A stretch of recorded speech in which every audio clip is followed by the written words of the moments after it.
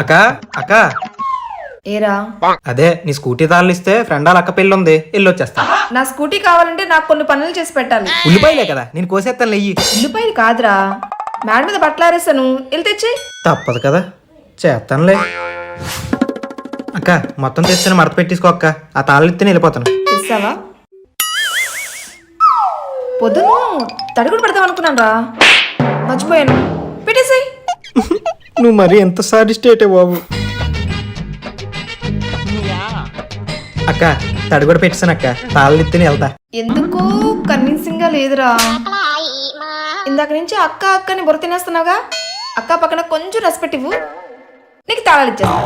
అక్క కొంచెం తాళాలు ఇస్తే ఆ అక్క పెళ్ళికి వెళ్ళి వస్తానక్క. కొంచెం ఇవ్వక్క ప్లీజ్ అక్క, ఎంతకన్నా అడిగించుకోక. సరే అడగని తీసుకో. నిన్న బీచ్కి వెళ్ళొస్తుంటే హనుమంత్ ఒకళ్ళు పండగపోయిందిరా. నోటే కదా వెళ్తున్నావు, రీపో చేసింది తీసుకొచ్చి. ఇంకా ఎంతసేపు పడుకుంటావు? బయటకెళ్ళి చికెన్ తెచ్చు. సర్లే వెళ్తానులే. ప్రశాంతంగా పడుకోనివ్వట్లేదు ఆదివారం పడుకోవడానికి. ఎక్కడికి రా?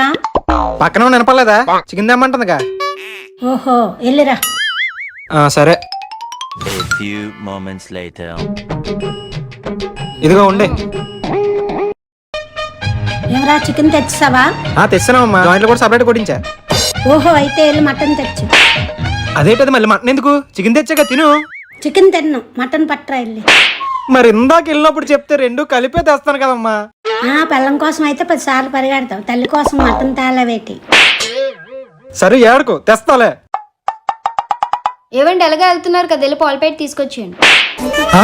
ఎలా తగులుకున్నారేట్రా బాబు.